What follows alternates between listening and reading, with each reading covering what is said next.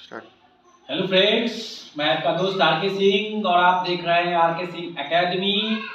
जैसा कि आप जानते हैं ये कम्प्लीटली एजुकेशन बेस्ड चैनल है और इस चैनल पर हम लोग सिर्फ और सिर्फ पढ़ाई की ही बातें करते हैं और पढ़ाई से रिलेटेड ही सारी इन्फॉर्मेशन आपको मिलती है।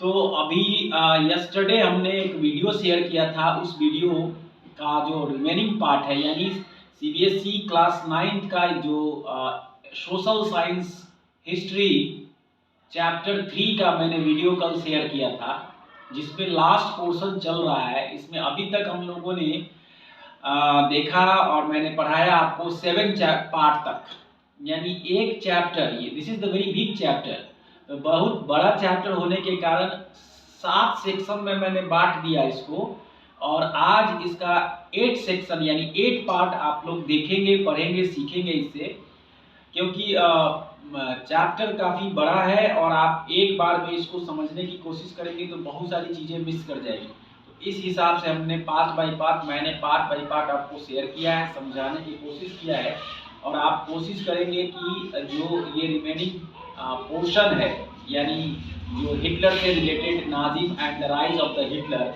Chapter 3, it's totally based on the NCERT books. NCERT की बुक के अकॉर्डिंगली सीबीएसई पैटर्न में चलता है, जिसमें सबसे लास्ट पोर्शन है उसको आज हम लोग देखेंगे और होप सो, मुझे उम्मीद है कि ये चैप्टर आज कंप्लीट हो जाएगा।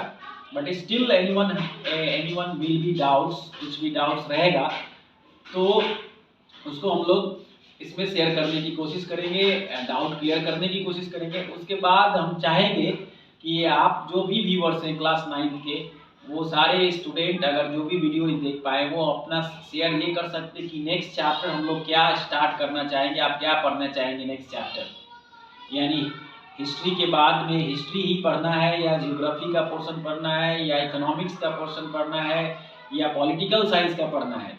अगर रियल में आपको समझ में आ रहा है तो आप शेयर कर सकते हैं।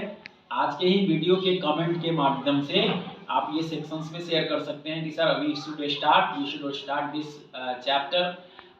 तो हम लोग आगे स्टार्ट करेंगे। तो आइए जो रिमेनिंग पोर्शन है उसको हम लोग लाइन बाय लाइन समझते हैं। तो आज हम लोग देख रहे हैं यहाँ पर German farmer you belong to Hitler, यानी कहने का मतलब ये है कि कल के वीडियो में ही मैंने बताया आप लोगों को कि हिटलर की ऐसी सोच थी, मानसिकता थी कि जो भी बच्चा पैदा हो, जो भी हो इस देश के लिए हो, वो देश के लिए मर मिटने के लिए ऑलवेज रेडी रहे, तैयार रहे। इस सेंस में हिटलर की मानसिकता के साथ हर वर्ग के लोग, बिजनेस व्यवसायी हो या फार्मर्स हो या सैनिक हो, तो सैनिक तो पक्का ही है कि वो उस तरह से बोल्ड रहेगा ही रहेगा। लेकिन अब यहाँ पर आप ये देख सकते हैं, बुक नहीं लाए हैं लोग, बुक निकाल लीजिए, अंडरलाइन कराएंगे। German farmer you belong to Hitler, why? There is a question is having the German farmer stands in between two great dangers today. The German farmer stands in between two great dangers today. The one danger, American economic system, big capitalism. अब मैं आपको capitalism की परिभाषा बता देता हूँ, अगर आप लोगों को पता है तो ठीक है। पता है आप लोगों को कैपिटलिज्म किसको बोलते हैं? कैपिटलिज्म जो है यानी पूंजीपति इसको कहा जाता है। एक खास कम्युनिटी की विचारधारा में खास कम्युनिटी के लोग जो पैसे को इम्पोर्टेंस देते हुए मजदूर वर्ग या हाशिए पर चले गए वर्ग, उनकी इम्पोर्टेंस से उनको मतलब नहीं है। वो कितना आगे डेवलप करेंगे, कितना आगे बढ़ेंगे, वो उनको उनसे मतलब है, बाकी चीज़ों से उनको मतलब नहीं है। तो इस विचारधारा के साथ अगर देखा जाए तो यहाँ पर यही German farmer stands in between two great danger. Germany के किसानों की स्थिति क्या थी, किसके बीच में? तो एक स्थिति हो गई कि अमेरिका का जो इकोनॉमिक सिस्टम जो है, आर्थिक व्यवस्था, वो कहीं ना कहीं अमेरिका जो था जर्मनी को बैंकिंग सपोर्ट यानी इकोनॉमिक सपोर्ट कर रहा था। After the first world war the स्थिति was not good, situation was not good, स्थिति was not good, situation was not good नहीं था। तो इस स्थिति में यहाँ का बिग कैपिटलिस्ट जो थे, यानी जो किसानों को लोन देते थे, the other is the Marxist economic system. Marxist एक अलग विचारधारा है। कार्ल मार्क्स का नाम सुने होंगे आप लोग। तो कार्ल मार्क्स जो बुक लिखे हैं, अपनी बुक में बताए हैं कि कैसे किसानों के लिए, मजदूरों के लिए क्या क्या ऐसी चेंजेस होने की ज़रूरत है, होनी चाहिए हर कंट्री के लोगों को, सरकार को। वो कार्ल मार्क्स के बुक में है। The Marxist economic system of Bolshevism. Bolshevik क्रांति जो हुई थी वो बोल्शेविज्म के कहा गया। Big capitalism and Bolshevism work hand in hand, यानी बड़े कैपिटलिज्म एंड बोल्शेविज्म जो है हाथ से हाथ मिला करके विचारधारा के साथ आगे बढ़ें और उसी विचारधारा के साथ वो एक दूसरे का हेल्प करे, सहयोग करे। दूसरा है they are born of Jewish thought. They are born of Jewish thought. जन्म तो लिए हैं वो ज्यूज जो कहा जाता है, उसी को जेविस कहा जाता है। ये लोग हैं इस विचारधारा के साथ जन्म लिए हैं, जेविस थॉट के साथ। लेकिन हिटलर जो है वो नाजिज विचारधारा का था, तो वो नहीं कभी चाहा कि जूस जो है या जेविस हैं वो उनको इजीली तरीके से हर चीज़ सुविधाएं मिल सके। इकोनॉमिक स्थिति हो या फार्मिंग सेक्टर्स हो, सब में उसको डिस्टरबेंस हिटलर के द्वारा मिला। हिटलर के फॉलोअर्स के द्वारा, हिटलर पार्टी के द्वारा, हिटलर सरकार के द्वारा आप कह सकते हैं। बट कहीं भी इतिहास में ये क्लियर किताबों में या कहीं ये नहीं मिलेगा आपको कि हिटलर ने ऐसे लोगों के साथ ये किया। हिटलर हर चीज़ का कानून बना दिया, रूल बना दिया और रूल से लोगों को डिस्टर्ब किया। उस रूल में आप फिट नहीं बैठ रहे हैं तो आपको दिक्कत है। जैसे आप समझ सकते हैं कि रिजर्वेशन सिस्टम कैसे हमारे समाज में है। तो रिजर्वेशन सिस्टम अगर अपने इंडिया की मैं बात करूं तो सभी लोगों के लिए, सभी जाति, सभी धर्म के लिए नहीं है। वैसे ही उसने भी कर दिया है सेम सिस्टम्स कि आप कुछ खास वर्ग, तो जेविस लोगों को ये रिजर्वेशन नहीं मिलेगी, उनके बच्चों को छूट पढ़ाई में नहीं मिलेगी, नौकरी में छूट नहीं मिलेगी। हमारे यहाँ तो दूसरी स्थिति थी। हमारा देश आज़ाद हुआ उसके बाद हमारे यहाँ की स्थिति ये थी कि इकोनॉमिकली, सोशली और एजुकेशनली जो पिछड़े वर्ग था उसको समान रूप से एक पैरेलल लाने के लिए उनको रिजर्वेशन दिया गया था कि सही में वो सिस्टम से बहुत दूर थे, डिस्कनेक्ट हो गए थे। न कि उनको ये सोच करके दिया गया था कि नहीं ये इस खास जाति के हैं तभी इनको सिस्टम। लेकिन खास जाति के सेंस में मतलब मैक्सिमम ऐसा देखा गया, सर्वे में मिला कि ये जाति के लोग डेवलपमेंट से कोसों दूर हैं, बहुत दूर है। तो वही हिटलर की विचारधारा भी थी। They are born of Jewish thought and serve the master plan of world Jewry who alone can rescue the farmer from the dangers. Who alone can rescue मतलब support करना, rescue the farmer from these dangers. This is called the national socialism from a Nazi leaflet. तो ये देख रहे हैं, ये छपा हुआ रहता था लिफलेट, हाथों में जो बांटने वाला होता था वो नाजी की तरफ से। ऐसा 1932 की बात है। 1932 मतलब 30 से 35 की स्थिति जर्मनी में काफ़ी डेंजर स्थिति रहा, खास करके जेविस लोगों के लिए। The leaflet, figure number 29, the leaflet shows how the Nazis appealed to the peasant. Leaflet ये बता रहा है कि जो नाजीज लोग थे, जेविस किसानों के लिए क्या ऐसा अपील किया, क्या सुझाव दिया या क्या उनके लिए नियम बनाया, वो लीफलेट के माध्यम से पूरे जर्मनी में छप गया, चिपक गया, बट गया। क्योंकि यहाँ पर आप देख सकते हैं ये लिखा हुआ है डर स्ट्रीन डर फ्रस्ट, उनका जर्मनी की भाषा में है वेल्ट डेन फ्रस्ट फ्रंट शोल्डेटेन Hitler. In the figure number 30 a Nazi party poster of the 1920, ये 1920 का पोस्टर है। It ask workers to vote for Hitler the front line soldiers. और इस तरह से दिखाया गया कि भाई आप सभी लोगों को हिटलर को वोट करना है। ये 1920 की बात है। 33 और 32 हम लोग पढ़ रहे हैं इतना आगे, तो 10-12 साल पहले पहली बार हिटलर ने जब इलेक्शन लड़ा अपनी नाजी पार्टी का गठन करके, तो उसको 3% वोट मिला, 3% ओनली। फर्स्ट या सेकंड वीडियो में होगा। सेकंड टाइम जब उसने समझाया बताया जर्मनी के लोगों को कि हम क्या चाहते हैं, भले उसके बाद की स्थिति जो भी रही हो, लेकिन उसके बाद सेकंड टाइम 37% 37% वोट मिला उसको, और 37% के वोट के साथ उसने सरकार बनाया।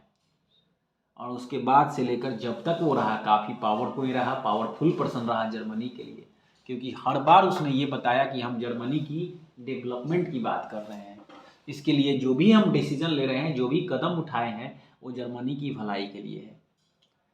देखिए यहाँ पर एक एक्टिविटी भी दिया हुआ है, look at figure 29 and 30 and answer the following, what do they tell us about Nazi propaganda. ये फिगर से हमको ये क्या समझ में आ रहा है कि नाजी ने क्या प्रोपेगेंडा बनाया था, and how are the Nazi trying to mobilize different sections of the population, यानी कैसे समाज के दूसरे धारा जो कह सकते हैं कम्युनिटी, यानी किसान की बात किया गया है यहाँ पर, फार्मर एंड पीजेंट, पीजेंट में आ जाते हैं वो बाकी साहब सभी वो लोग जो अलग अलग लकड़ी का काम, लोहे का काम, एल्युमिनियम का काम, मिट्टी का बर्तन बनाने का काम, ये सब काम करने वाले लोग हैं, लकड़ी के काम करने, वो सभी लोग जो हैं उनको पीजेंट पे रखा है, मजदूर में। वो सभी लोगों को कैसे मोबिलाइज्ड किया, यानी लिफलेट बांट करके, प्रसार करके, ये आप आंसर लिख सकते हैं कि मोबिलाइज किया। And the time of the mobilization they have to given to the instruction to the all other communities in Germany, because Germany is a very weak position, ऐसा बताया उसने, Germany is having in the very weak position in economic sectors, आर्थिक स्थिति में काफ़ी कमज़ोर है, और इसलिए आप सभी को आगे आकर के इसको सपोर्ट करने की ज़रूरत है। यू कम फॉरवर्ड, आपको आंसर लिखना है, यू कम फॉरवर्ड, ऐसा हिटलर ने कहा, Hitler says to the Germany citizens and different communities of the citizens, like ऐसे लिखिएगा, like farmer, like blacksmith, like potter, अलग अलग जो भी स्वर्णकार हो गए, बिजनेसमैन, ट्रेडर्स, सबको लिखिएगा कॉमा दे करके, and they come forward and support to the Germany, to the country. So these are the things have the one kinds of the propaganda, actually they have to Hitler have to plan, Hitler का planning था कि कहीं ना कहीं Nazi से belong करने वाले जो लोग हैं, नाजीवाद से, उनको काफ़ी आगे ले जाया जाए। हमारे रिजीम मतलब होता है कार्यकाल, हमारे कार्यकाल में बहुत ये आगे चले जाए, जिससे कि इनकी सोच विचारधारा इतनी बुलंद रहे, स्ट्रांग रहे, कि बाकी इन पर नेक्स्ट आने वाले समय में कोई हावी ना हो जाए। देखिए यहाँ पर सम इम्पॉर्टेंट डेट्स है, ये सारा डेट्स आप लोगों को याद करने की ज़रूरत है, बहुत इम्पॉर्टेंट है यहाँ पर। तो मैं ये बता दूँ आपको, जैसे ये लिखा हुआ है यहाँ पर अगस्त 1 1914, बहुत इम्पॉर्टेंट है, इसको अंडरलाइन कीजिए, हम भी इसको हाईलाइट कर दे रहे हैं सारे सभी लोगों को, क्योंकि ये लीजिए, आप सिर्फ जानते होंगे कि फर्स्ट वर्ल्ड वॉर 1914 में स्टार्ट हुआ है, लेकिन डेट वाइज नहीं जानते होंगे, तो उसके हिसाब से मैं यहाँ पर बता देता हूँ कि उसके हिसाब से आप, और इसको थोड़ा हम जूम भी कर देते हैं, इसमें भी जूम कर देते हैं, एक स्टेप और जूम हो सकता है, हो गया, ठीक है, तो ये भी हो गया, यहाँ देख सकते हैं सभी लोग। And I am also going to highlight this section in yellow colour से, इसको हाईलाइट कर दीजिए। तो 1 August 1914 first world war begins, प्रथम विश्व युद्ध स्टार्ट हो गया, 1 August 1914 first world war begins, and November 9 1918 Germany capitulates ending the war, November 9 1918 first world war end, first world war end हो गया नवंबर 1918 में, और उस समय जर्मनी की स्थिति क्या हो गई, युद्ध समाप्ति के बाद कैपिटल्यूट्स हो गया, यानी पूरी तरह से आर्थिक रूप से ध्वस्त हो गया। कैपिटलिस्ट का मतलब आर्थिक रूप से पंगु बना दिया, कमज़ोर कर दिया, उसके आयरन के फैक्ट्री से और वो सारे आयरन ओर के जो खान थे, माइंस था, उसको लोगों ने वो कहा कि हमें दे दो 70%, कोल माइंस के खान था उसका जो कहा कि हमें 60% दे दीजिए पनिशमेंट में, नहीं तो युद्ध बंद नहीं करेंगे हम। इसी समझौते के साथ, शर्त के साथ युद्ध को विराम दिया गया। अदरवाइज वो कहा कि नहीं ऐसे करेंगे तो युद्ध जारी रहेगा। आगे की स्थिति में जर्मनी नहीं था कि वो युद्ध कंटिन्यू कर सकता था, तो इसलिए उन्होंने इस सारी चीज़ों को, सारी शर्तों को माना। नवंबर 9, 18 proclamation of the Weimar Republic. Weimar Republic का जो घोषणा हुआ कि यही जो रिपब्लिक गणराज्य था वो जर्मनी को हराने में, डिस्टर्ब करने में, बर्बाद करने में पूरा हाथ है। इसी डेट को हुआ नवंबर 19, यानी युद्ध समाप्ति हुई और ये अनाउंसमेंट हुआ 1918 को। जून 28, 1919 ट्रीटी ऑफ वर्सलीज। ट्रीटी ऑफ वर्सलीज, तो वर्सलीज जगह है और ट्रीटी मतलब क्या होता है? समझौता। ट्रीटी मतलब समझौता, यानी वर्सलीज में 28 जून 1919 को वो समझौता हुआ कि क्या क्या जर्मनी को देना है, कौन कौन सा हिस्सा किस किस कंट्री उस पर कैप्चर करेगा, ले जाएगा वहाँ से खान से निकाल करके। इस ट्रीटी में 28 जून को, नवंबर के बाद 28 जून 1919 को ये ट्रीटी ऑफ वर्सलीज हुआ। इसमें से ही मैं एक और बात ऐड करना चाह रहा हूँ। अगर इतिहास आप पढ़ रहे हैं तो ये 1919 हमारे देश के लिए भी काफ़ी इम्पोर्टेंट साल रहा है। आप लोग बता सकते हैं कि 1919 में हमारे देश में क्या घटना घटी थी इतिहास में, और वो फ्रीडम से रिलेटेड है, फ्रीडम फाइटर से रिलेटेड है, आज़ादी से रिलेटेड है 1919। और आप सभी जानते हैं, जब हम कहेंगे तो कहेंगे हाँ सर ये तो पढ़े, बहुत फेमस है, पंजाब से रिलेटेड है, ये अमृतसर से रिलेटेड है। पंजाब अमृतसर में अब कुछ याद आया? कोई नहीं, बहुत लोग मरे थे। जलियांवाला बाग हत्याकांड सुने थे? तो 14 अप्रैल 1919 को जलियांवाला बाग हत्याकांड हुआ था। जो जलियांवाला एरिया था जहाँ पर बैरिकेड किया हुआ था, वहाँ पर लोग मीटिंग कर रहे थे, एक दूसरे से बैसाखी मना रहे थे कि क्या था, ऐसे मीटिंग चल रहा था। उसमें आया जनरल डायर और मेन जो एंट्री था उसी को ब्लॉक कर दिया और लगातार 10 मिनट तक, बुक में लिखा हुआ है 10 मिनट्स तक कंटिन्यू गोलियां चलती रही। उसी जलियांवाला बाग के अंदर में एक कुआं है, अब तो म्यूजियम बना दिया गया है। उस कुएं में बहुत सारे लोग छलांग लगा के जान दे दिए, बहुत सारे लोग फेंसिस किया हुआ था तार, कटीले तार से, उसको छलांग लगाकर उस पर जाके जान दे दिए, और जो बचे वो गोली के निशाना बने।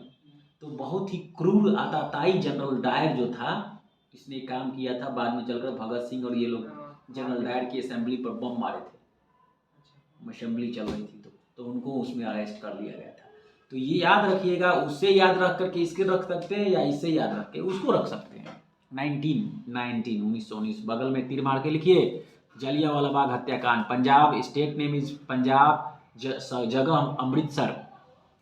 ये सब चीज़ भूलने वाला नहीं है, ये सब बिल्कुल मत भूलिए।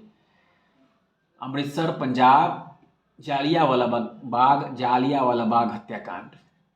नेक्स्ट है जनवरी 30, 1933। 30 जनवरी 1933 को Hitler becomes chancellor of Germany. Hitler Germany का चांसलर बन गया 1933 को, घोषित इलेक्शन में लड़ करके जीत करके। Then September 1, 1939 Germany invades Poland, begin to the second world war. फिर यहाँ देखिए सेकेंड वर्ल्ड वॉर का डेट है 1 सितंबर 1939। अभी तक आप जानते हो कि 1939 को हुआ, और ये स्थिति सुधरने के बाद फिर से जर्मनी में इस स्थिति में उसको आ गया, तो उसको लगा, तो उसने अपना सेकेंड वर्ल्ड वॉर स्टार्ट कर दिया। Germany invades Poland, beginning of the second world war. Then June 22, 1941, June 22, 1941 Germany invades the USSR. फिर इस पर ये चढ़ाई कर दिया। यूएसएसआर का फुल फॉर्म क्या है? USSR United State of Soviet रूस। लिखिए, कितनी दिन लिखवा रहे हैं अंशुमान, आप भूल रहे हैं, गलत बात है। क्लासेस में ही चीज़ें ध्यान में आ जानी चाहिए और जा कर के इसका मतलब फेयर कॉपी नहीं बन रहा है। हमको कल से परसों तक चाहिए हमको क्वेश्चन आंसर इस पूरे चैप्टर का, इस चैप्टर का हर चैप्टर कंप्लीट होने के बाद होना चाहिए ना, ऐसे थोड़ा होगा पढ़ाई, ऐसे नहीं होगी। तो USSR, United State of Soviet रूस, लिख लीजिए, यूनाइटेड स्टेट ऑफ सोवियत रूस। इतिहास में ये सारी चीज़ें आपको जानकारी रखनी पड़ेगी। नेक्स्ट पॉइंट है जून 23, 1941 मास मर्डर ऑफ जीव्स बिगिंस। तो 1941 में यानी सेकेंड वर्ल्ड वॉर आते आते बड़े पैमाने पर, मास मतलब बड़े पैमाने पर यहूदियों की हत्या शुरू हो गई, जेविस की, ठीक है। शुरुआत हो गई 1941 जून 23 1941 यानी अगले दिन यूएसएसआर के बाद उधर युद्ध शुरू हुआ, इधर ये भी शुरू हो गया जर्मनी में मारकाट शुरू। दिसंबर 8 1941 the United state joint second world war.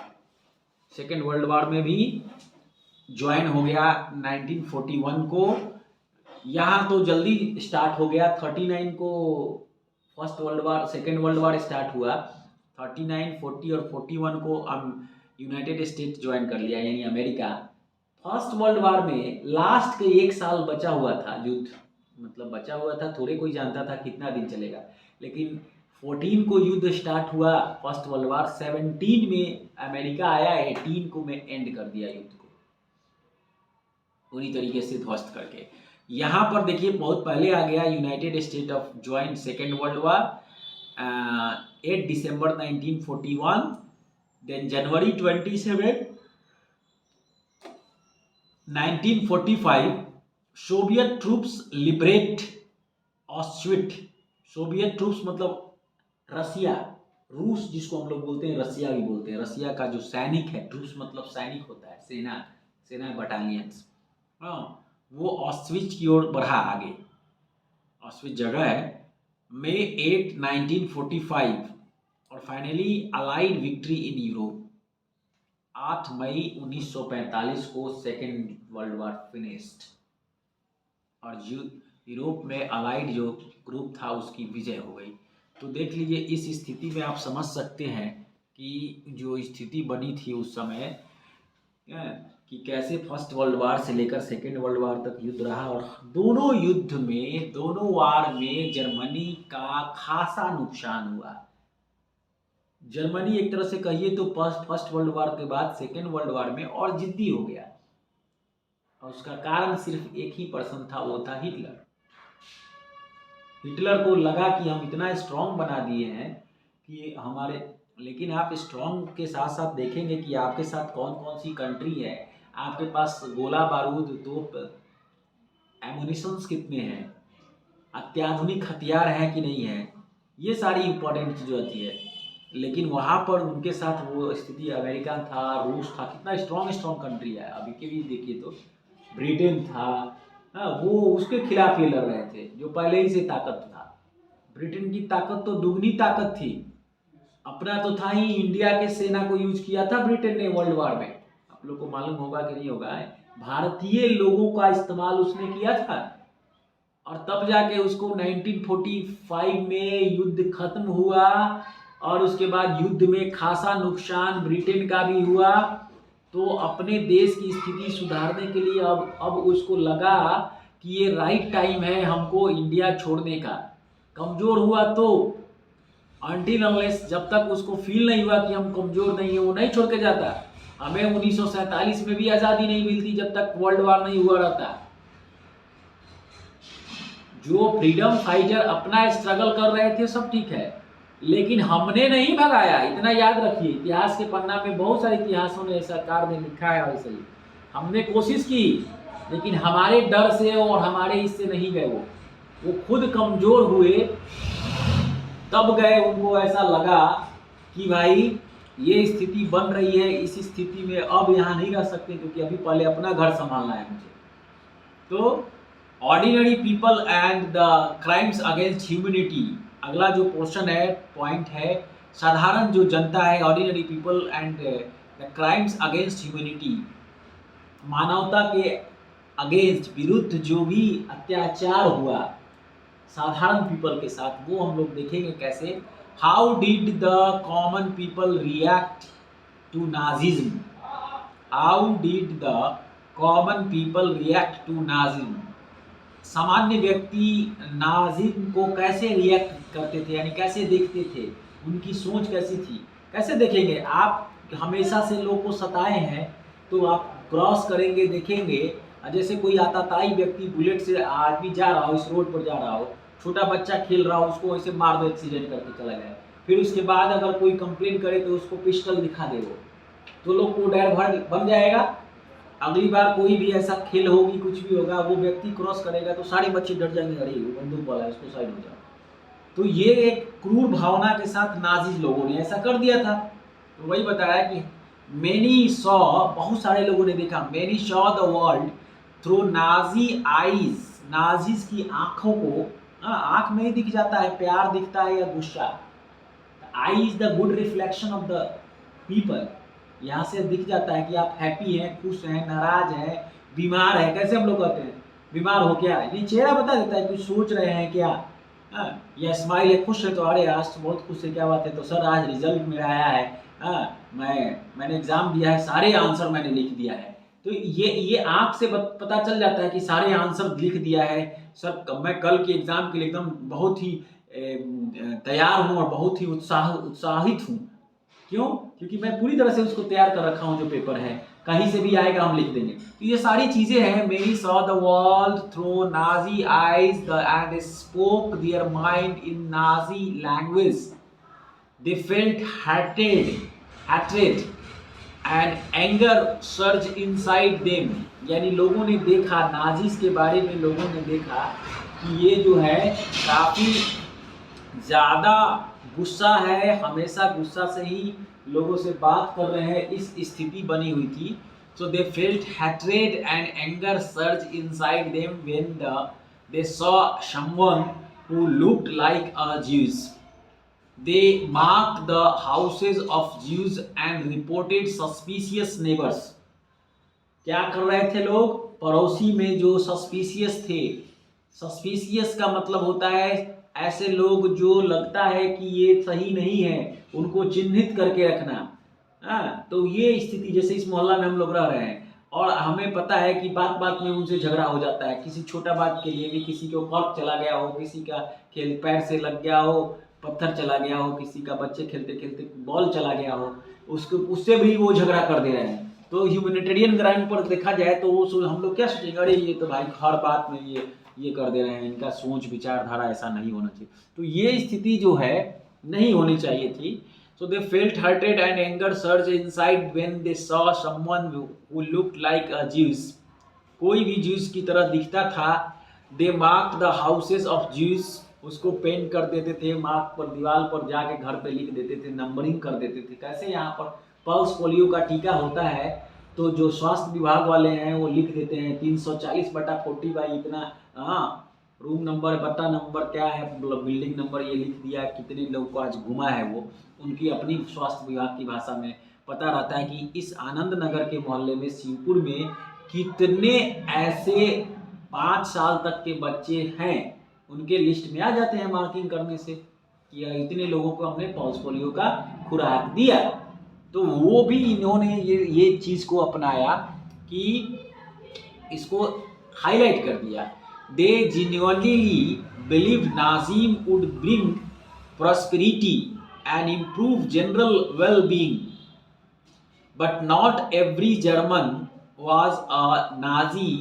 Many organized active resistance to Nazism, braving police repression. But not every German was a Nazi. हर जर्मनी के लोग नाजी नहीं थे, नाजी सोच रखते थे, मिक्स कंट्री था।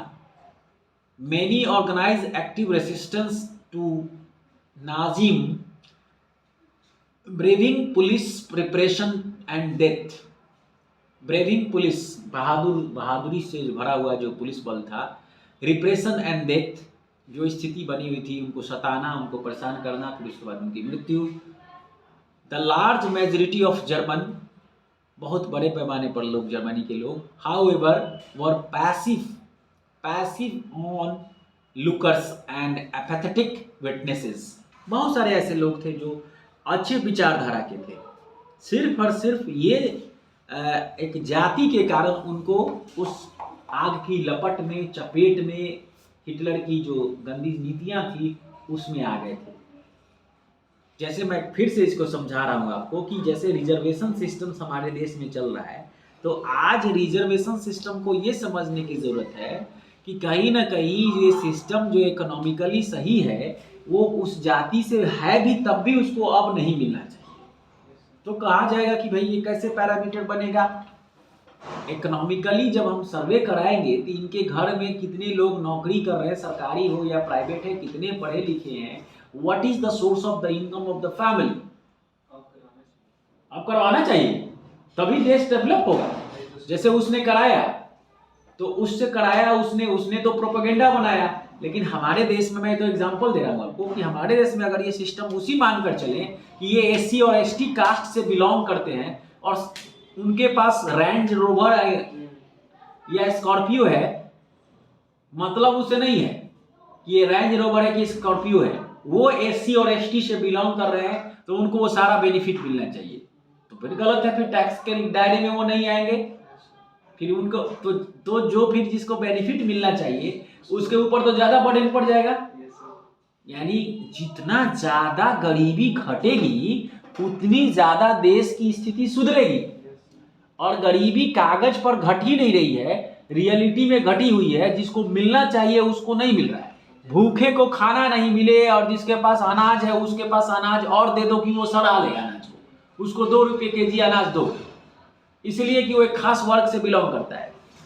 और हम इसलिए ऐसा कर रहे हैं कि ये राजनीति है, क्योंकि फ्रीडम है और आज़ादी है और डेमोक्रेटिक कंट्री है।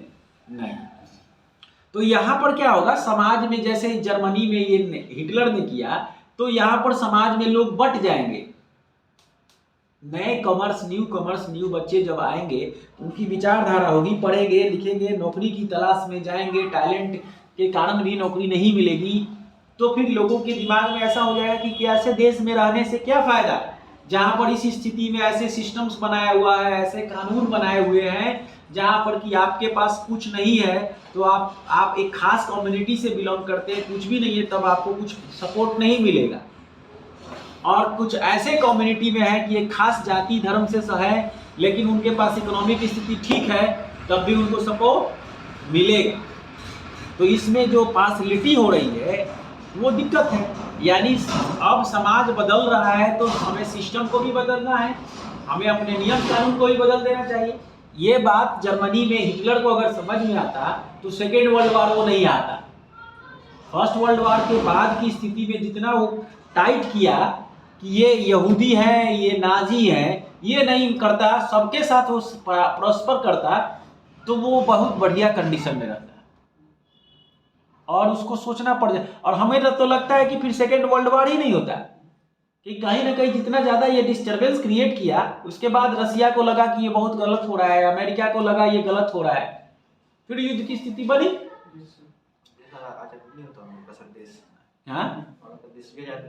नहीं होता, नहीं, गुलाम नहीं रहते हम लोग, एक और लंबा समय खींचा जाता, कहीं ना कहीं चीजें थी एक लंबा, जो 1857 के बाद में, हम तो हर बार पढ़ाते हैं तो ये चीज बताते हैं, क्योंकि जितना मैंने इतिहास को समझा है, 1857 की जो क्रांति थी हमारे देश की सबसे बड़ी क्रांति थी। इसके बाद इतनी बड़ी क्रांति कभी नहीं हुई। 1857 में कहाँ नहीं हुई, भोजपुर जिला से बाबू वीर कुंवर सिंह लड़े, बिरसा सब जगहों से लड़ा गया, झांसी की रानी लड़ी, तात्या टोपे लड़े, सिपाही विद्रोह हुआ, मंगल पांडे, मेरठ की छावनी, हर जगह से लोग लड़ा, लेकिन टुकड़े टुकड़े में हम लोग लड़े, क्योंकि हम लोगों के पास मैसेज पहुंचाने के लिए एक दूसरे के पास साधन नहीं था कि आज इस Anshuman, the king of the area of the west, Anshuman लड़ रहे हैं, एक एरिया से आदित्य कोई लड़ रहा है, उसे आशीष कोई एरिया से लड़ रहे हैं, लेकिन वो एक बार वो टुकड़ा टुकड़ा पार्ट पार्ट में अंग्रेजों ने लड़ा, एक बार आशीष को हरा दिया, इनको शपथ करके इनको लेकर के फिर वहां की सेना उन्हें लेकर के अंशुमान पर अटैक किया, अंशुमान को हरा दिया, अंशुमान पर से लेकर के अभी आदित्य पर गया, उनको हरा दिया, फिर सुमन को जाके हरा दिया, फिर दिनेश को हरा दिया। इस तरह से जितने छोटे छोटे रियासत के राजा थे, दिनेश, रमेश, सुरेश, महेश, और सबको सपट करके। लेकिन हम लोग अगर कहते कि अंशुमन आशीष एक हो जाए, आदित्य सब, उसके बाद देखते अंग्रेज भाग जाते। ऐसा नहीं हुआ। कुछ चंद लोगों के लिए, कुछ खास ऐसे लोगों के लिए हम लोगों ने मतलब अपने बेनिफिट के लिए जो उन्होंने लालच दिया था। यहां हिटलर में वो बातें नहीं थी। हिटलर तो वो जिद्दी बन गया और जिद्दी बन के अपने देश को विध्वंस किया, सुधार किया, ऐसी बात नहीं है। Sorry, but not every German was a Nazi. हर जर्मनी के लोग नाजी तो नहीं थे। Many organise active resistance to Nazism, braving police repressions and death. The large majority of Germans, however, were passive onlookers and apathetic witness. Passive onlooker मतलब positive सोच वाले कि अब भविष्य, अब तकदीर बदलेगी जर्मनी की, ऐसा सोच रहे थे। जैसे अभी की स्थिति में हम इसका एग्जांपल दें कि कोविड-19 के 2 साल गुजरने के बाद ओमिक्रॉन आ गया, नहीं तो उसके पहले हम लोग क्या सोच रहे थे, अब स्थिति सुधर गई, अब हम लोग सब कुछ पढ़ाई सही तरीके से चला भी कुछ दिन चलेगा, ये होगी, आर्थिक स्थिति सुधर जाएगी, नौकरियां जिसकी छुट्टी थी उसको मिल जाएगी। फिर से ओमिक्रॉन आ गया, लेकिन फिर भी हम लोग अभी भी आस लगाए हुए हैं कि ये बहुत ज्यादा डिस्टर्बेंस वाला नहीं है, ये चला जाएगा, हम लोग ये रहेंगे। वैसे ही इन लोगों ने भी पैसिव सोच रखा कि भाई ये जो जर्मनी में हो रहा है ये ज्यादा दिन तक नहीं होगा, हम लोगों की स्थिति सुधरेगी, हमारे बच्चों की स्थिति अच्छी हो जाएगी। तो वही बता रहा है कि German however were passive onlooker and apathetic witnesses.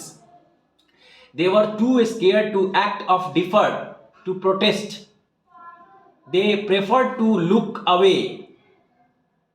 Pastors, Niemöller and resistance fighter, ये अलग अलग बनाए हुए थे लोग, ग्रुप बनाए हुए थे लड़ाई लड़ने के लिए। Observed an absence of protest and uncanny silence amongst ordinary Germans in the face of brutal and organized crimes committed against people in Nazi empire.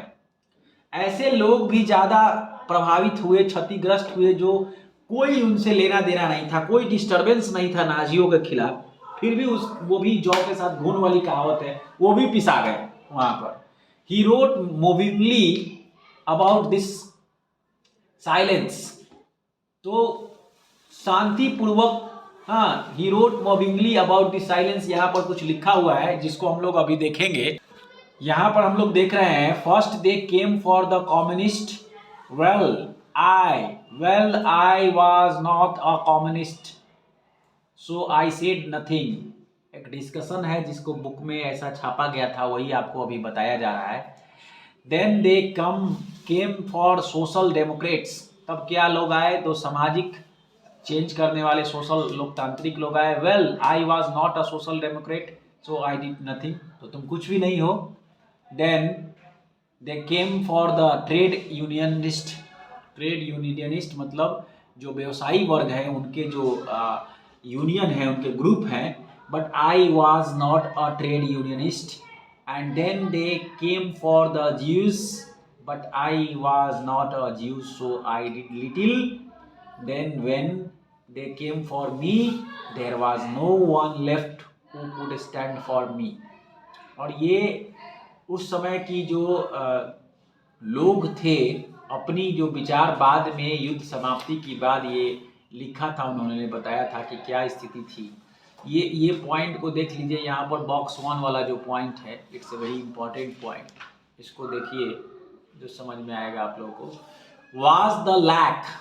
was the lack of concern, lack मतलब होता है कमी, was the lack of concern for Nazi victims only because of the terror. आतंक में कमी आई, was the lack of the concern for the Nazi victims only because of the terror.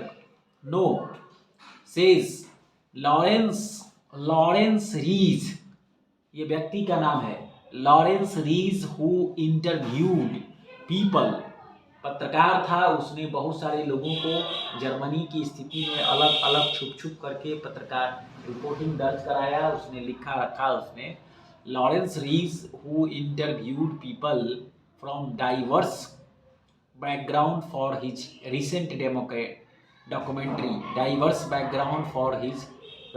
Documentary The Nazis a warning from history. The Nazis a warning from history. Erna Kranz on an ordinary German teenager. Ordinary German teenager किसको बोलते हैं? 13 साल से लेकर के 19 साल तक के उम्र के लोगों को टीनेजर कहा जाता है। बताया था बहुत पहले भी। 13 14, 15, 16, 17, 18, 19 सब में टीन लगा हुआ है, यानी यही 13 साल से 19 साल के लोगों को टीनेजर कहा जाता है। ये हर देश में एक ही रहेगा, इसमें नहीं बदलेगा टीनेजर के कॉन्सेप्ट को। यानी इस एज में काफ़ी ऊर्जा होती है शरीर में, काफ़ी सोच होती है, काफ़ी सपने होते हैं, अलग अलग सपने बदलते रहते हैं। 13 से 19 साल के एज में एक स्थिति में नहीं रहे तो सपने नहीं पूरे होने पर तुरंत सपने बदल जाते हैं, कभी कभी डाइवर्ट भी हो जाते हैं हम लोग, सही रास्ता नहीं मिलता है। तो वही बता रहा है। और हिटलर पढ़ा लिखा व्यक्ति था, इस 13 से 19 साल के युवकों को खासा उपयोग किया उसने, ऊर्जावान युवक को गलत तरीके से उपयोग करना। तो background for his recent documentary the Nazis a warning from history. Erna Kranz दूसरा व्यक्ति है ये। Erna Kranz an ordinary German teenager in 1930s and the grandmother now said to Rees. क्या कहा उस पत्रकार से, रीज से, उसकी माँ और उसका वो बच्चा क्या कहा बताया 30 में छुप करके। 1930s में offered a glimmer of hope. 1930 आते आते एक छोटी सी उम्मीद की किरण जगी थी। वो बता रहा है ना कि 1930s offered a glimmer of hope, और इसी उम्मीद के साथ उसने वोट भी किया था हिटलर को लोगों ने, समझ गए, 37%। Not just for the unemployed, सिर्फ और सिर्फ बेरोजगारी के लिए नहीं, but for everybody, for we all felt downtrodden. लेकिन ऐसा हुआ नहीं। डाउन ट्रोडन मतलब कुचल देना, इसका हिंदी होता है मशल देना। सभी लोगों को कुचला गया, ना नौकरियां ही गई, ना बेरोजगारी ही गई। नौकरियां भी गई, बेरोजगारी भी बढ़ी, न कि पूरी तरह से कुचल दिया गया। 1930 में जो होप थी वो नहीं हुआ पूरा। फ्रॉम माई ओन एक्सपीरियंस बता रही है वो बच्चा और उसकी मम्मी या दादी जो है, कि मेरा ऐसा जहाँ तक विचार है, ऐसा मानना है, मेरा एक्सपीरियंस है। I could say salaries increased, मैं कह सकता हूँ कि सैलरी बढ़ी, लेकिन and Germany seems to have regained, जर्मनी का ग्रोथ हुआ, लेकिन एक सेंस ऑफ पर्पस, एक खास वजह के लिए हुआ, इस खास वर्ग के लोगों के लिए हुआ। I could only say for my self, अगर मैं सिर्फ अपने बारे में कहूँ, I thought it was a good time, I like it, उसके लिए ठीक था। जिसे वो पत्रकारिता किया, वो लिखा तो उसको लिख दिया ये सही समय था। और मेरे लिए तो ये सही समय था। इसके बाद यहाँ पर देखिए नेक्स्ट है, यहाँ पर यहीं के इसके बाद जो लिखा हुआ है, what जीव्स felt in Nazi Germany is a different story. अलग अलग जो कहानियाँ बनाई गई, नाजियों ने बनाई जर्मनी में, स्टोरी ऑल टुगेदर, एक दूसरे को बताया और सुनाया। Carleto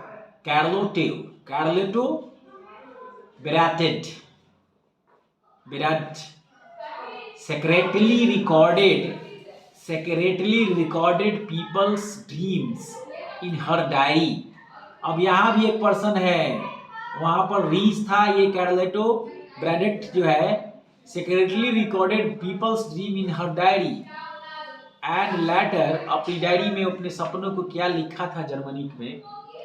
diary her letter published in a highly disconcerting book called the third Reich of dreams. देखिए बुक का नाम है थर्ड रीच ऑफ ड्रीम। इस बुक में जर्मनी के बहुत सारे लोगों के सपने जो थे उसमें इस राइटर ने मेंशन किया था। चार्लोट ब्रैडट जो है ये राइटर है, उसने इस बुक में जो अपनी बुक लिखी इसका नाम है third Reich of dream. She describe, she मतलब ladies, she describe how Jews themselves began believing in the Nazi stereotypes। उसने लिखी थी कि कैसे ज्यूज लोग नाजी की जो पुरानी सोच विचारधारा थी उसको मानने के लिए मजबूर हुए। स्टीरियोटाइप मतलब पुरानी विचारधारा, हाँ पुरानी रीति रिवाज कह सकते हैं।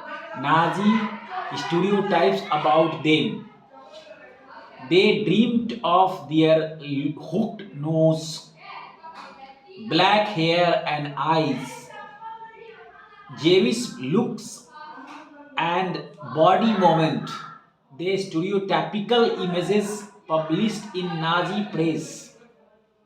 नाजी के जो छापाखाना था जहां पर न्यूज़पेपर निकलता था, पत्रिकाएं निकलती थी, ज्यूज को बड़ा ही अलग तरीके से उन लोगों ने प्रचारित किया, प्रसारित किया। नाक में ऐसे ये पहने हुए ब्लैक कलर के उनकी बाल को दिखाया, उनकी आंखों को दिखाया। Jewish looks and body movement, the stereotypical images published in the Nazi press hunted the Jews, they troubled them even in their dreams। इतना ज्यादा अत्याचार हुआ कि ज्यूस के सपने में नाजी आते थे। हाँ किसी के साथ कुछ होगा ऐसा, दिन भर जो हमारे साथ घटना घटे, अच्छा हो तो या बुरा हो तो रात को हम लोग सोचते सोते हैं तो वही हम लोग को सपने आता है और कुछ अलग नहीं होता है। Dream is nothing. दिन का सबसे ज्यादा एक्टिव मूवमेंट वाला जो चीज होगा आपको वही रहेगा। हमने कितनी बार अंशी को देखा है, अपनी बात पढ़ाई करते करते कहेगी नहीं सर हम ये नहीं दिखाएंगे, ये नहीं दिखाएंगे, ये हम बोले थे आपसे, नहीं ये नहीं बनाए। तो बच्चा के दिमाग पर या किसी व्यक्ति के दिमाग पर जो सबसे ज्यादा असर कौन सा बात डालता है वही हमेशा उसके कॉन्शियस में और सब कॉन्शियस दो माइंड होता है, उसमें चला जाता है और वो रिकॉल होता है जब हम अचेतन अवस्था में रहते हैं, मुर्दा अवस्था। तो यहां भी वही हो रहा है। देख लीजिए यहां पर knowledge about the Holocaust, information about Nazi parties, information about Nazi party, information about Nazi practices had trickled out of Germany। Information about Nazi practices had trickled out of Germany during the last years of regime। कुछ बदलाव Nazis के लोग जो थे, Nazis विचारधारा के अंत काल में, यानी कि जो भी हिटलर का समय खत्म होने वाला था, उनका शासन का कार्यकाल, उस समय तक नाजियों को ऐसा फील होने लगा कि अब हम लोगों को अपने आप को बदलना चाहिए। अब इसको मैं कैसे समझाऊं, जैसे 5 साल के लिए हमारे देश में कोई सरकार बनती है तो हमारे देश में, इंडिया में जो सरकार बनती है वो किसी खास पार्टी बेस्ड बनती है।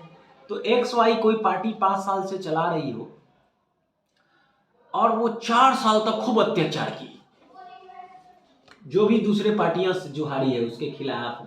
और ये मैं 1-2 स्टेट का एग्जाम्पल बोल करके बता सकता हूँ, ऐसा खास करके होता है। वेस्ट बंगाल इसका जीवंत उदाहरण है।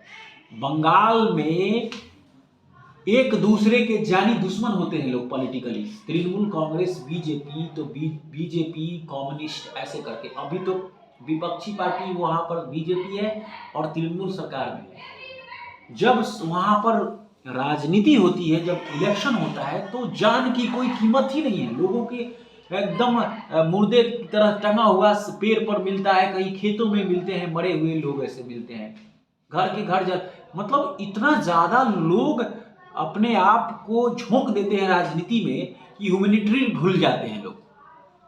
यहां भी लेकिन लास्ट में क्या करते हैं लोग, 5 साल का कार्यकाल होता है ना, तो अगला लास्ट 6 महीना 1 साल जब होता है तो उनको पता अगर ऐसा फील होने लगता है कि शायद हम ये सरकार फिर नहीं आएगी, तो वो वहाँ के जो फॉलोअर्स होते हैं, जो वहाँ के जो जनता होती है उस पार्टी की जो सरकार है, वो अपनी सोच बदल देती है समाज में, आस पड़ोस में, कि अब हम हो सकता है सरकार बदल जाए तो ये हमारे ऊपर अत्याचार करेंगे। ऐसा बिहार में भी हुआ था 20 साल पहले की मैं बता रहा हूँ, 15 साल पहले जो 20 साल तक सरकार रही, वो ऐसी सोच विचारधारा में जहाँ रहे लोग अत्याचार करते थे। लोग भी तो अपने ही समाज के हैं ना, लोग कहीं मंगल ग्रह से थोड़ी आए हुए हैं कि तो समाज में जो एक मानसिकता बन गई कि अच्छा ये खास पार्टी के हैं, ये पार्टी की सरकार बनेगी, बहुत मार मारा था डंडा से, अब हमारी पार्टी की सरकार है, अब इसको डंडा से मारेगी, है कि नहीं ऐसा? ये गलत है। यहाँ भी ये मैक्सिमम चीजें ये ना हमारे देश में दूसरे कंट्री से आई है, मैक्सिमम चीजें। तो but it was only after the war, युद्ध के बाद ended and Germany was defeated, Germany was हार गया Germany, and that the world came to realise the horrors of what had happened while the German were proclaimed preoccupied. जो Germany में बहुत सारे जगहों को, एरिया को जो नाजी लोग कैप्चर किए हुए थे, प्रो मतलब पहले, preoccupied with their own plight as a defeat nation emerging out of the rebel. The Jews wanted the world to remember the atrocities and suffering they had endured during the Nazi killing operation. अब समय आ गया है कि जो युद्ध में second world वार में भी हार हुई, तो अब नाजियों को भी ऐसा लगने लगा कि ये जो मार काट हम लोग आपस में कर रहे हैं, ये अब इसका कहीं समाधान नहीं है, इसको रोक देना चाहिए। 1945-44 आते आते इनको समझ में आया, सेकेंड वर्ल्ड वार क्रांति 45 में था, तब आया इनको समझ में कि नहीं, आपस में हमको नहीं लड़ना चाहिए।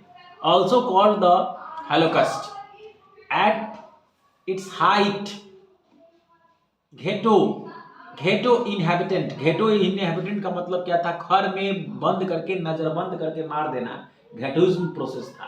यानी गैस चेंबर जो बनाया था वो किया क्या था? इतना पैक टाइट बनाया था कि उसमें ले जाकर धक्का दे के बंद करके गेट की, कहीं से कोई ऑक्सीजन ही नहीं आए, अपने आप ही तुम बुझा कर मर जाओगे।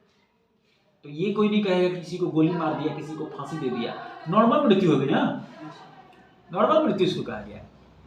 घेटोस inhabitant had said to another that he wanted to outlive the war just for half an hour. Presumably he meant that he wanted to be able to tell the world.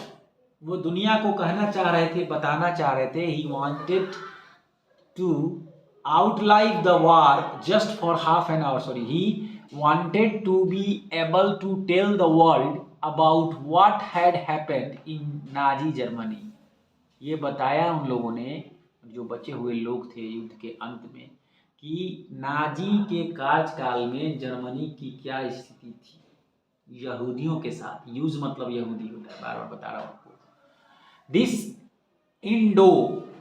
Indomitable spirit to bear witness and to preserve the document can be seen in many ghetto and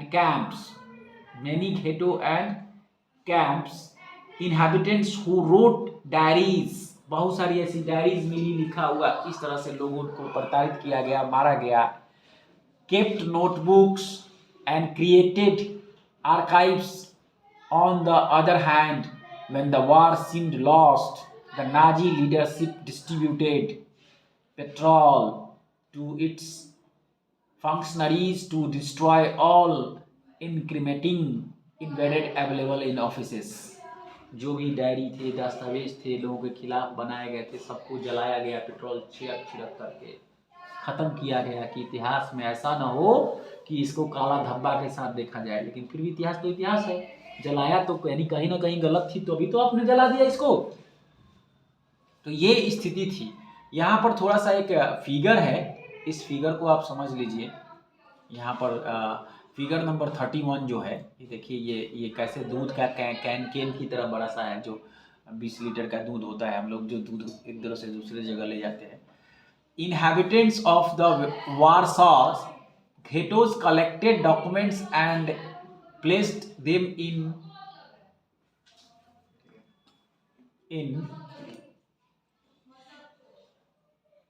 3 milk cans, है ना जी, milk केन है ना, यही तो बोल रहे थे, 3 milk cans along with other containers, इसके साथ साथ और भी बर्तन मिला। as destruction seemed imminent, these containers were buried मतलब दफनाया हुआ था, जमीन के अंदर उसको गाड़ा गया था, इससे देख करके भी जंग लगा हुआ आपको देख रहे हैं। buried in the cellars of buildings in 1943, this cane was discovered in 1950, 1943 में इसको दफनाया गया था, जमींदोज किया गया था, 7 साल बाद इसको मिला। युद्ध समाप्त हुई, जर्मनी की स्थिति, सभी देशों की स्थिति नॉर्मल हुई तो ये मिला। तो ये केन ये था, इसमें बहुत सारे डॉक्यूमेंट वगैरह, बहुत सारी चीजें इसको छुपाई गई थी। अगला देखिए यहाँ पर, yet the history and the memory of the Holocaust, जो भी इस तरह की घटनाएं घटी, जो भी लास्ट में अंत में ऐसी चीजें मिल रही थी, उसको हॉलोकॉस्ट नाम दिया गया इस मेमोरी को। Yet the history and the memory of the Holocaust live in memories, fiction, documentaries, poetry, documentary, छोटे छोटे वीडियोस को डॉक्यूमेंट्रीज कहा जाता है। वो कविता के माध्यम से हो, प्रचार प्रसार के लिए हो, जो भी हो, वीडियो बनाया जाता है। Documentaries, poetries, memorials and museum in many parts of the world today. These are a tribute of those who resisted it, an embracing reminder to those who collaborated, and a warning to those who watched in silence. These are tribute मतलब क्या होता है? श्रद्धांजलि हैं ऐसे लोगों को जो हुआ जर्मनी में घटनाएं, जितने सारे लोग मारे गए। So these are the tribute to those who resisted, जो जिस झेले ये परेशानी, सहे, बर्दाश्त किए। It an embarrassing reminder, embarrass मतलब होता है अपमानजनक, ठीक है।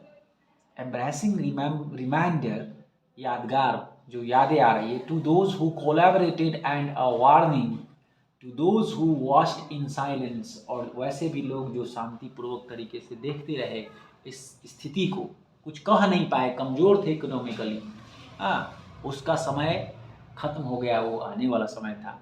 So here is one also the figure number 32।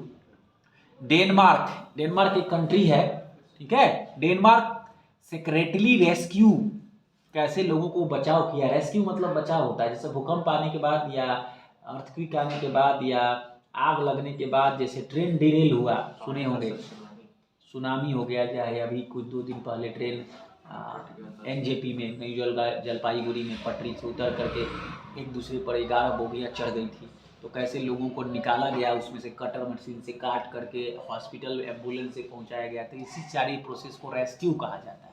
ये बाढ़ आ गया तो वहाँ से बचाया जाए, लोग फंस गए हैं कहीं पर, उसको रेस्क्यू कहा जाता है। तो कह रहा है कि Denmark secretly rescued their Jews from Germany से ज्यूज को बचाया गया, रेस्क्यू किया गया।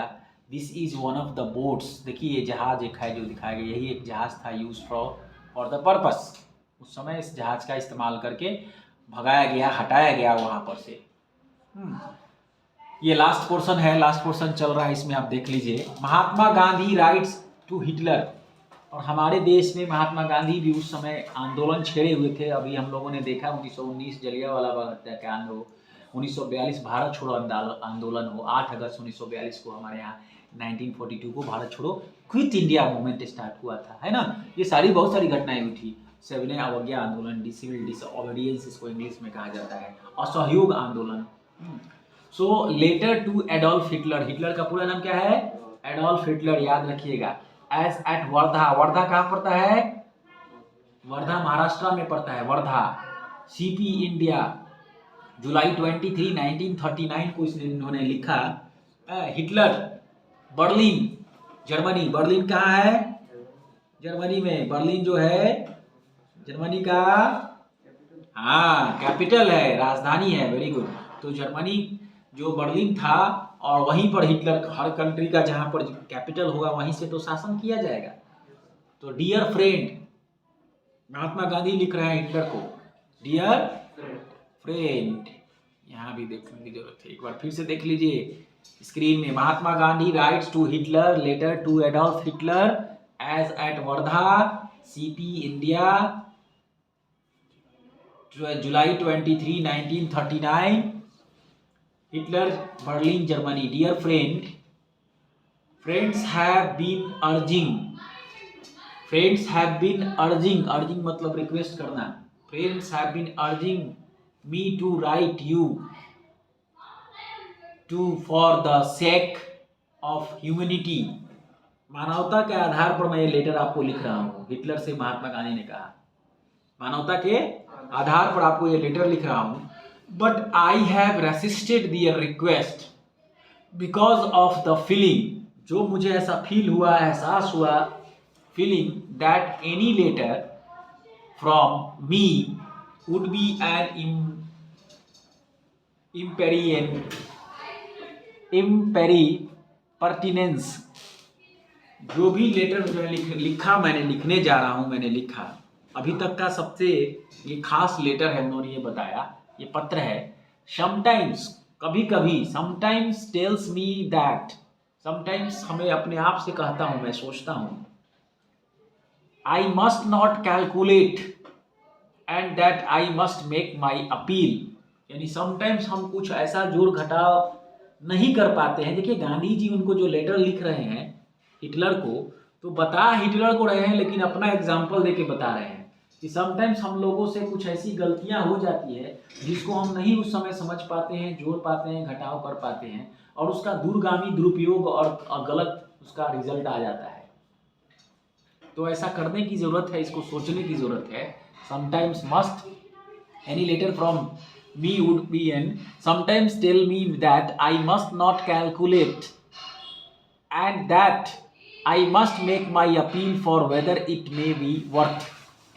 It is quite clear, एकदम साफ है, that you are today the one person in the world. ये एकदम साफ साफ दिख रहा है कि दुनिया में आप एक ऐसी व्यक्ति हैं, today that one person in the world who can prevent a war, जो युद्ध के खिलाफ हैं, which may reduce humanity to the savage state. लेकिन युद्ध के साथ साथ हमें जो मानवता है वो उसमें कमी आई है। यानी कहीं ना कहीं जो अत्याचार हुआ उसके खिलाफ उन्होंने लेटर लिखा। डायरेक्ट तो आप किसी को नहीं कह सकते, किसी राष्ट्राध्यक्ष को। इन्होंने फ्रेंड माना, फ्रेंड थे, तो एक सपोर्ट के तौर पर, एक एग्जाम्पल तक के तौर पर उन्होंने बताने की कोशिश किया है कि क्या आपकी इमेज खराब हो रही है समाज में, दुनिया के दूसरे देशों में। देखिए कभी कभी ऐसा हो जाता है कि जैसे मैं अगर वीडियो बनाता हूँ तो मेरे व्यूअर्स बताएंगे ना कि सर थोड़ा वीडियो की क्वालिटी और बढ़िया होता तो बड़ा अच्छा था, थोड़ा साउंड क्लैरिटी बहुत अच्छी होती तो अच्छा था, थोड़ा हिंदी में भी समझा देते तो अच्छा था, कभी कभी लाइव भी आ जाते तो अच्छा था, कभी कभी क्वेश्चन भी हमको पूछने का मौका मिलता तो अच्छा था। लेकिन हम अपने ही धुन में रहे कि मैं वीडियो बना रहा हूं, मैं समझा रहा हूं, I am the best. Viewers को क्या चाहिए, उसकी बातों को ना समझे तो कब तक बेस्ट नहीं। तो वो चीज़ों के लिए, समझने के लिए आपको स्पेस चाहिए, जगह चाहिए, समय चाहिए। गांधी यही बताने की कोशिश की है हिटलर को कि आप महान हैं, लेकिन आपकी महानता में क्या क्या कमियां आ रही है उसको भी देखने की जरूरत है। क्योंकि ह्यूमैनिटेरियन ग्राउंड एक ऐसा ग्राउंड है, मानवता, वो दुनिया कभी माफ नहीं करेगी। इतिहास आप कितना भी विजयी विश्व तिरंगा फहरा लीजिए, कुछ भी कर लीजिए, मानवता एक बहुत बड़ा मूल्य मंत्र है विश्व के लिए, और जिसको आप लांघ चुके हैं, क्रॉस कर चुके हैं। लेटर के माध्यम से वही बताने की कोशिश की है, करना नहीं करना उनकी मर्जी। It is quite clear that you are today the one person in the world who can prevent a war which may reduce humanity to the savage state. Must you pay price for an object however worthy it may appear to you to be. लास्ट में गांधी जी ये भी कह रहे हैं कि युद्ध के बाद जो स्थिति बनी जर्मनी के लिए, जो नुकसान जर्मनी ने सहा, जो आपने दिया माइंस के रूप में या जो भी, ये भी एक बहुत बड़ा दुखद चीज है, ये नहीं होना चाहिए था। हैं? यानी जो भी इनको हराया, वो हराने के बाद इनको कहता कि ठीक है युद्ध खत्म हो गया, अब तुम अपने शांति से रहो। कहने का मतलब आप किसी से मारपीट कर रहे हैं, अब मारपीट किए, उसके बाद 2 आदमी आया, पुलिस आके छुड़ा दिया, उसके बाद अब छूट गया, काम खत्म हो गया। लेकिन जब पुलिस छुड़ा उड़ा के चल गई तो उसके बाद फिर आप धमका रहे हैं कि देखो अब की बार छोड़े हैं ना पुलिस ने, अब की तो इतना मार मारेंगे कि और तुम्हारा मार के हालत खराब कर देंगे। अब ले आने दे, काम करो, इसका जो है ना जमीन में इसका दीवार घेर देते हैं, तो इसी में हम खेती करेंगे। अब वो ठीक है, डरा हुआ है, वही करके वो अब तो कह रहे हैं हम जो आप दीवार घेर दिए, आसपास के पड़ोस के लोग देख रहे हैं, ये तो बड़ा आताताई है। आज न कल इसके साथ भी ऐसा कोई आएगा, इससे भी बाहुबली है, इनका छुड़ा देगा चक्कर। अमेरिका के साथ यही हुआ, रसिया ने साथ में सपोर्ट किया, लेकिन जब रसिया के साथ जब गड़बड़ी हुई तो अमेरिका की हालत खराब कर दिया। फाइनली इसमें जो हम बताए रहे आपको, फिर लेकिन रसिया ने पर विजय प्राप्त कर लिया। अमेरिका कैसे? आपसी फुट डालकर 13 टुकड़ा में तुड़वा दिया कंट्री को, 13 टुकड़ा में तुड़वा दिया। चेचनिया कौन कौन कंट्री बन गया रूस का। नहीं तो यूएसएसआर अब नहीं रहा है ना, यूनाइटेड स्टेट ऑफ सोवियत रूस कहलाता था, अब नहीं है। आपस में ऐसे तुड़वाया, जैसे हमारे कंट्री को कैसे अंग्रेज तुड़वा दिए, जाते जाते कहे मोहम्मद अली जिन्ना को नहीं करा, जिन्ना को गद्दी चाहिए, जिन्ना को प्रधानमंत्री बनना है। कह दिया कि अरे आप लोग बहुत इतना है, 10-15% है, ये जो संविधान वगैरह नियम कानून बनाएंगे सब अपने लिए लिख लेंगे, आपको कुछ नहीं मिलने वाला है। तो कहा क्या करें? तो कहिए कि प्रदेश का पहला प्रधानमंत्री हमारे कम्युनिटी से बनेगा। जो प्रधानमंत्री प्रधान हो जाएगा, मेन हो जाएगा, आप बन जाएंगे तो गलत नहीं होगा आपके सामने। यानी धर्म के आधार पर लिखा हुआ इतिहास में, धर्म के आधार पर देश का बंटवारा 1947 में हुआ। धर्म के आधार पर, हिंदू और मुस्लिम के आधार पर। भले हम लोग पूरी तरह से बंटवारा हो नहीं पाया, लेकिन हुआ है धर्म के आधार पर। ये ही विडंबना है और लड़ाई। तो must you pay that the price of an object however worthy in it appear to you to be, will you listen? क्या आप सुनने की कोशिश करेंगे मेरी बात? गांधी जी कह रहे हैं will you listen to the appeal of one who has deliberately shunned the method of war not without considerable success। युद्ध की जो तरीका है अगर उसको बदला नहीं जाए तो विजय नहीं मिलेगी। एनीवे जाने दीजिए, लास्ट में लिख रहे हैं आई एंटीसिपेट योर फॉरगिवनेस। जो भी आपको नुकसान हुआ है उसका मुझे दुख है। If I have erred in writing to you I remain your sincerely friend M.K. Gandhi, Mohandas Karamchand Gandhi. The collected words of Mahatma Gandhi का बुक जो लिखा हुआ है उसमें है। अब देखिए लेटर टू एडल्ट वर्धा से दूसरा लेटर्स है। We have found is non violence a force which. अब अपने बारे में बता रहे हैं कि हमने ऐसा देखा कि अहिंसा एक बहुत बड़ा हथियार है, एक बल है। देखिए उसको समझाने की फिर कोशिश की जा रही है दूसरे लेटर से हिटलर को, लेकिन वो मानने की कोशिश नहीं किया। शांति दूसरे जो सेकेंड वर्ल्ड वार चल रहा था उसी के समय की स्थिति है ना। देखिए 1940 में लेटर लिखे हैं, और 1940 में जब लेटर लिखे हैं तो कहीं ना कहीं सेकेंड वर्ल्ड वार चल रहा था और वो स्थिति थी। तो भाई ये शांत हो जाओ, युद्ध छोड़ दो। एक दोस्त हो, दोस्त के नाते बता रहा हूँ। We have found in non violence a force which I if organised can without doubt match itself against a combination of all the most violent forces in the world। दुनिया के बहुत सारे ऐसे हिंसक शक्तियां हैं जो आपको नुकसान पहुंचा देगी।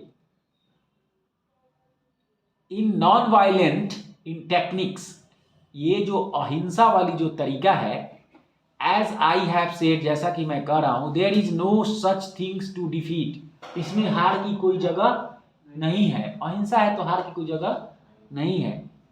इट इज ऑल डू और डाई, करो या मरो, विदाउट किलिंग और हर्टिंग, बिना किसी को मारे हुए, बिना किसी को नुकसान पहुंचाए हुए करो या मरो की स्थिति लाया जा सकता है आंदोलन से। It can be used practically without money and obviously without the aid of science of destructions which you have brought to such perfection. It is a marvel to me that you do not see that is. ये मेरे लिए बड़ा अच्छा बात है, लेकिन आप देख नहीं पा रहे हैं, इसको समझ नहीं पा रहे हैं. That it is nobody monopoly. Monopoly मतलब एकाधिकार, किसी एक का एकाधिकार नहीं होना चाहिए मार्केट में.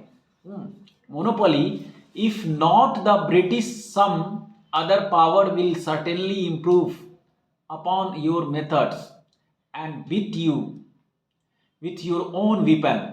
You are leaving no legacy. You are leaving, आप कुछ ऐसा नहीं छोड़कर जा रहे हैं. लेगेसी मतलब होता है वंशानुगत. You are leaving no legacy to your people of which they would feel proud. कि आपके पीछे जो भी आपके रहेंगे वो काफ़ी आपसे गर्व महसूस करेंगे. हिटलर के बारे में गांधी जी कह रहे हैं, आप ऐसा कुछ काम ही नहीं कर रहे हैं कि आपके लिए गर्व के नाम लिया जाएगा. अब बात वही हुई ना. देखिए कितना सोच गांधी का बड़ा था, भले अलग. और आज हमारे देश में कैसे वो राष्ट्रपिता बन गए, नोट पर छपे हुए हैं. नोट सोच बड़ी थी तभी ना. यानी कहीं ना कहीं हमको फिर एक बार सोचने की ज़रूरत है हम सभी को कि सही में अहिंसा से भी बहुत सारी चीज़ों को पाया जा सकता है. और पाए, उनको तो जगह मिला. ये जब तक देश गुलाम नहीं होगा तब तक वो नोट पर छपे रहेंगे. किसी का हिम्मत नहीं है कि नोट से उनको हटा दे. नहीं हटाएगा, कोई हटा ही नहीं सकता है. स्थिति बदल जाएगी आपको देश की. अब सोच लीजिए, जब ऐसा स्थिति बन गया है तो कहीं ना कहीं ये तो एकदम अजर अमर हो गए. क्या इतिहास, क्या किताब, क्या पन्ना. एक नोट निकालिए पैकेट से, कुछ 10 रुपया का क्या खरीदना है, ब्रेड खरीदना है, गांधी को दे रहे हैं. तो गांधी को अपने चेहरे से नहीं हटा सकते हैं.